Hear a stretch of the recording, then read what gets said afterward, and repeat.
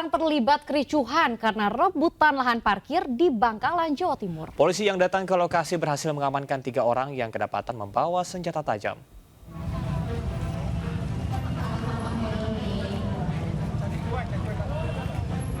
Tiga orang diamankan polisi dari lokasi parkiran salah satu gerai makanan yang baru dibuka di Jalan Trunojoyo, Kota Bangkalan, Jawa Timur. Ketiganya diringkus setelah polisi menemukan senjata tajam dari balik baju dan langsung digelandang ke dalam mobil patroli polisi. Selanjutnya para petugas menyisir sepanjang Jalan Trunojoyo untuk menggeledah puluhan orang yang masih bergerombol. Hingga sebagian antara mereka panik dan langsung membubarkan diri. Upaya pembubaran massa ini dilakukan setelah sebelumnya terjadi kericuhan antara kelompok massa karena rebutan lahan parkir di gerai makanan. Krim mengamankan 3 orang, ya, 3 orang di sana dan setelah digeledah ada senjata tajam di badannya. Makanya kami bawa ke Polres Bangkalan. Buat apa itu? Itu karena apa dan ributnya dan? Itu karena informasinya ada ribut-ribut masalah parkiran. Usai kejadian, aparat kepolisian berjaga di lokasi lahan parkir yang menjadi sengketa. Dari Bangkalan, Jawa Timur, Taufik Syarawi melaporkan.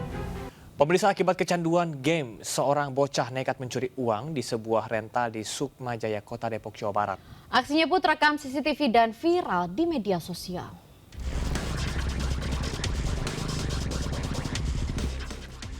Aksi seorang bocah saat mencuri sejumlah uang di sebuah rental game di Depok, Jawa Barat terekam CCTV.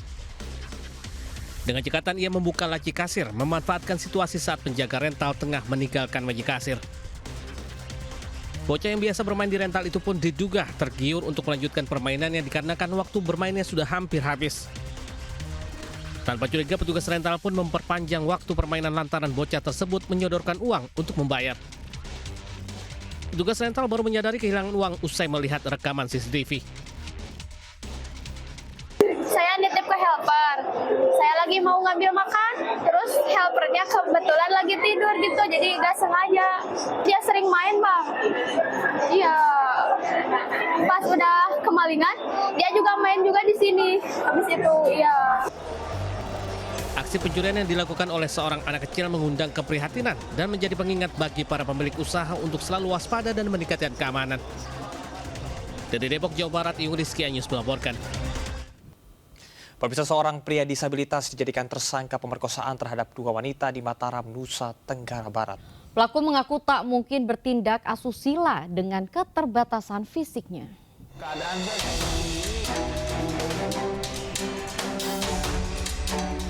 Iwas alias Agus Buntung, 21 tahun, penyandang disabilitas ini ditetapkan sebagai tersangka pemerkosaan terhadap 2 wanita oleh Polda Nusa Tenggara Barat. Menurut polisi, peristiwa terjadi di sebuah homestay di Mataram. Pelaku yang bertemu korban di teras Udayana mengajak korban ke lokasi kejadian hingga akhirnya diruda paksa. Polisi berdalih penetapan Agus Buntung sebagai tersangka sudah sesuai prosedur.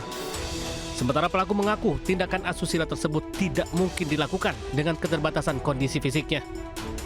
Keadaan saya seperti ini, yang dimana saya masih dimandiin sama orang tua, buang air kecil dibukain sama orang tua. Kok bisa saya dibilang memperkosa atau kekerasan seksual?